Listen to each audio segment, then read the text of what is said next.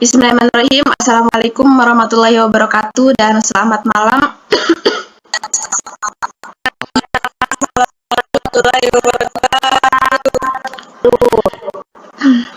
Sebelumnya di sini saya mengucapkan banyak terima kasih kepada teman-teman yang sudah mau bergabung dalam Google Meet yang sudah saya buat. Selanjutnya, mungkin dari teman-teman banyak yang belum kenal sama saya. Perkenalkan, saya Rizkia Mutoharo. Saya salah satu mahasiswa Kesmas dari Sekolah Tinggi Ilmu Kesehatan Indonesia Jaya Palu. Ini saya akan membawakan materi terkait HIV/AIDS. Mungkin dari teman-teman di sini banyak yang sudah mendengar kasus-kasus HIV di dunia, terkhususnya di Indonesia.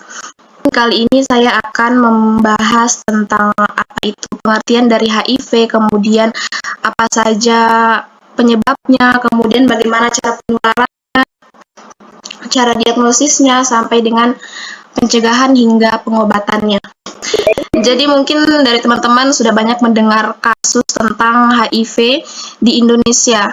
Jadi pertama kali untuk kasus HIV di Indonesia ini ditemukan di Bali pada tahun 1947 pada seorang turis. Kemudian pada tahun 1988, 1 tahun dari kejadian itu, sudah mulai lagi ditemukan kasus HIV yang terjadi pada seorang warga Indonesia sendiri. Mungkin teman-teman boleh perhatikan dengan baik untuk materinya. Apabila ada yang belum dimengerti, kemudian ingin ditanyakan, boleh ditanyakan di akhir penjelasan saya. Baik, mungkin di sini teman-teman sudah sering dengar tentang HIV, apa itu HIV, kemudian apa AIDS. Namun untuk saya pribadi pertama kali dengar tentang penyakit HIV, saya mengira bahwa HIV/AIDS itu adalah jenis penyakit yang sama. Ternyata ada perbedaannya teman-teman, apa itu HIV, kemudian AIDS itu pengertiannya sendiri, HIV juga sendiri. Di sini ada teman-teman yang sudah tahu apa itu kepanjangan dari HIV atau kepanjangan dari AIDS? Mungkin ada belum tahu. Langsung saja kita masuk ke yang pertama, yaitu pengertian AIDS. Jadi HIV dan AIDS, teman-teman, untuk HIV sendiri itu merupakan singkatan dari Human Immunodeficiency Virus, atau yang biasa disingkat dengan HIV. Jadi HIV itu adalah sejenis virus yang mana virus ini menyerang kekebalan tubuh atau imunitas seseorang atau imunitas manusia. Kemudian untuk AIDS sendiri itu adalah kepanjangan dari Acquired Immunodeficiency Syndrome atau yang disingkat AIDS, yang mana AIDS adalah kondisi di mana HIV sudah pada tahap infeksi akhir. Jadi untuk HIV dan AIDS itu berbeda teman-teman.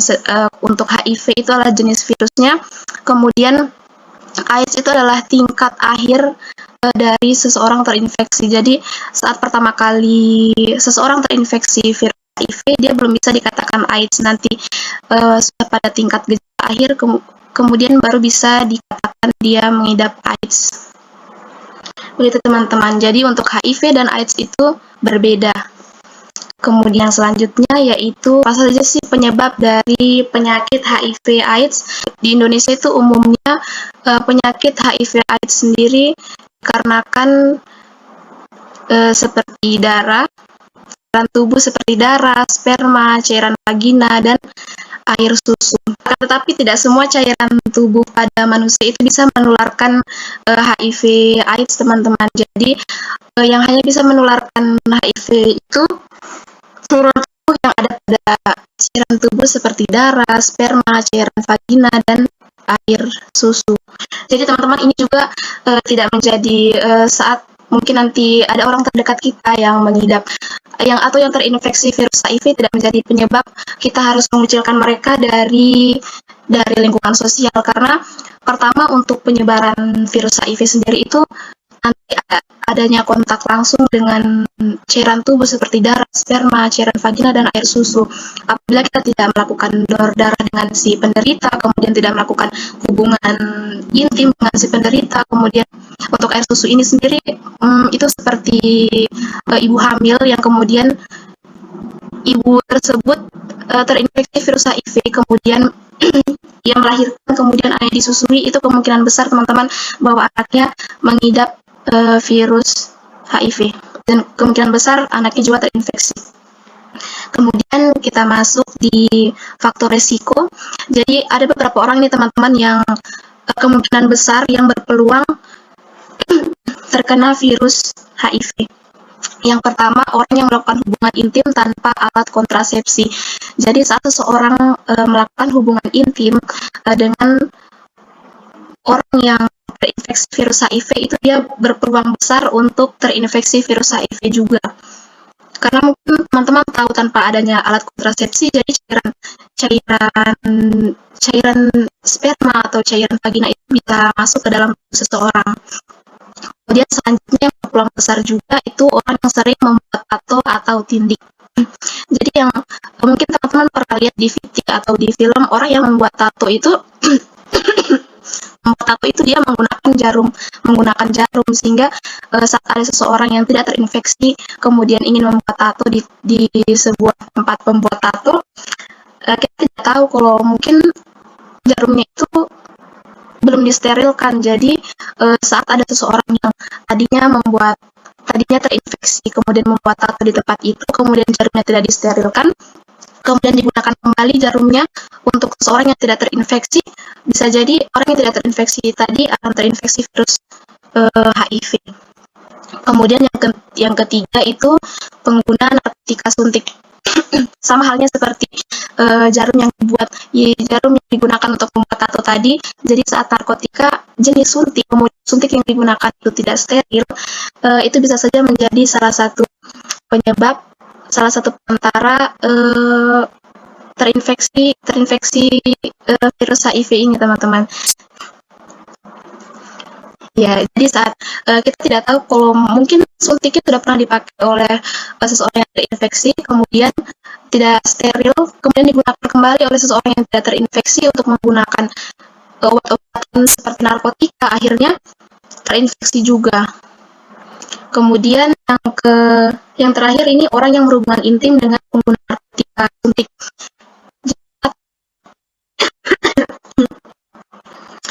Jadi saat seseorang yang menggunakan narkotika suntik dan disuntiknya tersebut sudah ada virus HIV, kemudian disuntikkan ke badannya, akhirnya terinfeksi, kemudian ada seseorang lagi yang berhubungan intim dengan pengguna narkotika yang menggunakan suntik tadi, akhirnya dua-duanya terinfeksi.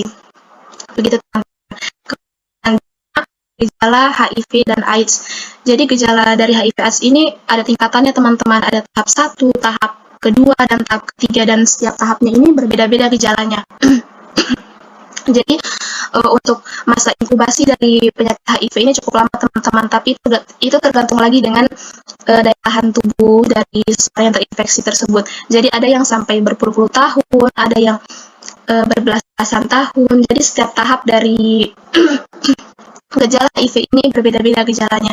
Seperti yang saya katakan tadi bahwa ini salah satu penyebab juga kenapa ODA atau orang dengan HIV itu tidak boleh kita kucilkan dari lingkungan sosial, karena yang kedua yang tadi teman-teman, yang pertama kan tadi cara penyebaran yang pertama itu kita tidak boleh mengucilkan mereka dari lingkungan sosial, karena yang pertama cara penularannya itu nanti ada kontak langsung dengan si penderita seperti berhubungan seksual, kemudian donor darah, kemudian atau seorang bayi yang meminum ASI dari seorang ibu yang terinfeksi virus HIV. Kemudian yang kedua juga dikarenakan masa inkubasi dari penyakit HIV sendiri itu cukup lama teman-teman. Jadi untuk ODH atau orang dengan HIV/AIDS itu tidak boleh kita kucilkan dari lingkungan sosial. Kita masuk ke tahap yang pertama. Tahap yang pertama itu gejala yang pertama, si penderita atau orang yang terinfeksi tadi akan mengalami nyeri mirip flu beberapa minggu setelah terinfeksi selama 1 hingga 2 bulan. Kemudian gejala yang kedua pada tahap awal yaitu timbul demam, nyeri tenggorokan, ruam, pembekakan kelenjar, getah bening, diare, kelelahan, nyeri otot dan sendi. Teman-teman bisa lihat kalau di sini gejala awal dari seseorang yang terinfeksi virus HIV itu gejalanya seperti penyakit pada umumnya teman-teman, hanya seperti flu, nyeri tenggorokan, ruam, nyeri otot, nyeri sendi. Dan pada tahap awal ini, gejala-gejala yang dikeluarkan oleh seseorang yang mengidap atau terinfeksi virus HIV, gejala klinisnya belum bisa kita lihat teman-teman. Jadi belum bisa didiagnosis bahwa untuk seseorang atau untuk orang awam belum bisa melihat adanya tanda-tanda bahwa seseorang yang terinfeksi virus HIV. Kemudian yang kedua, tahap yang kedua, gejala pertama pada tahap kedua ini, yang pertama umumnya tidak menimbulkan gejala lebih selama bertahun-tahun. Jadi dari tahap awal tadi sampai tahap 2 tidak menimbulkan gejala yang lebih. Kemudian gejala yang kedua, virus terus menyebar dan merusak sistem kekebalan tubuh. Jadi teman-teman, mungkin teman-teman pernah mendengar bahwa HIV termasuk salah satu penyakit menular seksual yang cukup mematikan. Karena apa? Karena virus ini dia menyerang kekebalan tubuh manusia, teman-teman. Saat kekebalan tubuh manusia diserang, kemudian kekebalan tubuhnya menipis atau imunnya menipis, sehingga penyakit-penyakit dari luar itu gampang masuk ke dalam tubuh. Gejala yang ketiga dari tahap kedua yaitu penularan infeksi sudah bisa dilakukan pengidap kepada orang lain. Jadi pada tahap kedua ini, seseorang yang terinfeksi sudah bisa menularkan kembali virus HIV kepada orang yang belum mengidap atau terinfeksi virus HIV. Kemudian gejala terakhir dari tahap kedua yaitu berlangsung hingga 10 tahun atau lebih, seperti yang saya katakan tadi teman-teman, bahwa untuk masa inkubasi dari virus HIV sendiri itu tergantung dari kekebalan tubuh. Jadi tidak bisa dibatas dari tahap pertama itu berapa tahun, kemudian tahap kedua berapa tahun, karena berbeda-beda setiap orang. Kemudian tahap yang ketiga, gejala awalnya yaitu daya tahan tubuh rentan hingga mudah sakit. Balik lagi teman-teman, tadi yang saya katakan bahwa virus HIV ini dia menyerang imunitas manusia, dia menyerang kekebalan tubuh, sehingga saat imunnya seseorang tersebut yang terinfeksi tadi sudah menipis, jadi penyakit-penyakit sudah masuk. Kemudian gejala yang kedua, demam terus-menerus selama 10. Gejala yang ketiga, merasa lelah setiap saat, sulit bernafas, diare berat, infeksi jamur pada tenggorokan, mulut, dan vagina. Kemudian yang terakhir, timbul bintik ungu pada kulit yang tidak akan hilang dan hilang nafsu makan. Mungkin teman-teman bisa lihat kalau tahap 1, tahap kedua, tahap ketiga itu yang paling kentara, yang paling kelihatan klinisnya itu pada tahap ketiga. Nah, pada tahap ketiga ini, seperti yang saya jelaskan di awal tadi, dia sudah bisa dikatakan AIDS. Mungkin teman-teman bisa cari di Google bagaimana, karena saya sendiri tidak berani cari karena itu mungkin teman-teman bisa lihat sendiri bagaimana keadaan infeksi, bagaimana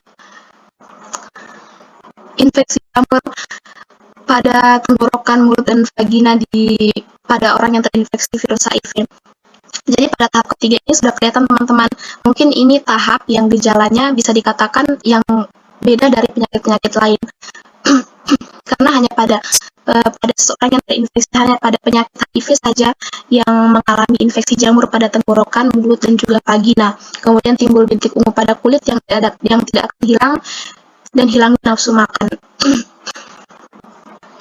Mungkin teman-teman juga pernah dengar bahwa HIV ini disebut juga seperti fenomena gunung es. Ada yang tahu mengapa HIV disebut sebagai fenomena gunung es?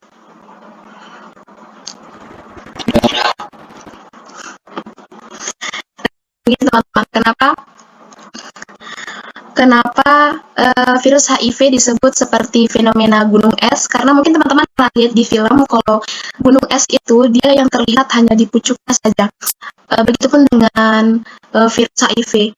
Apabila seseorang baru terinfeksi virus HIV, yang terlihat gejala klinis yang terlihat itu hanya sedikit saja teman-teman. Kita lanjut ke pencegahan untuk penyakit HIV/AIDS. Yang pertama itu menggunakan alat kontrasepsi. Jadi seperti yang saya bilang tadi teman-teman, saat berhubungan intim kemudian tidak menggunakan alat kontrasepsi, jadi tadi cairan yang bisa menularkan virus HIV itu bisa dengan mudah masuk ke dalam tubuh. Kemudian yang kedua, hindari perilaku seksual yang beresiko. Yang dimaksud beresiko di sini yang pertama yaitu gonta-ganti pasangan. Jadi itu sangat beresiko teman-teman, karena kenapa? Karena saat bergonta-ganti pasangan, kita tidak tahu pasangan yang mana yang terinfeksi virus HIV. Kemudian pencegahan yang ketiga itu gunakan jarum baru. Kemudian yang ketiga itu pre-exposure prophylaxis atau PrEP. Kemudian kita lanjut teman-teman masuk ke pengobatan HIV dan AIDS. Jadi teman-teman, dari yang saya baca bahwa sampai sekarang itu belum ditemukan obat yang bisa menyembuhkan penyakit HIV dan AIDS. Akan tetapi ada obat yang bisa memperlambat perkembangbiakan dari virus HIV sendiri, yaitu namanya adalah retroviral atau ARV. Jadi cara kerja dari retroviral atau ARV ini, jadi antiretroviral atau ARV adalah obat yang bisa memperlambat perkembangan dari virus HIV. Jadi hendaknya saat seseorang sudah terdiagnosis bahwa dia mengidap atau terinfeksi virus HIV, langsung meminum antiretroviral ini agar supaya perkembangan virus HIV dalam tubuhnya itu tidak cepat perkembangbiakannya. Ini ada slogan teman-teman, bahwa hindari penyakitnya dan rangkul penderitanya, seperti yang saya katakan tadi, bahwa satu seorang terinfeksi virus HIV itu tidak menjadi penyebab, itu tidak menjadi alasan kita mengucilkan mereka dari lingkungan sosial. Itu tadi penjelasan saya terkait virus penyakit HIV AIDS. Mungkin dari teman-teman ada yang mau ditanyakan, saya persilahkan.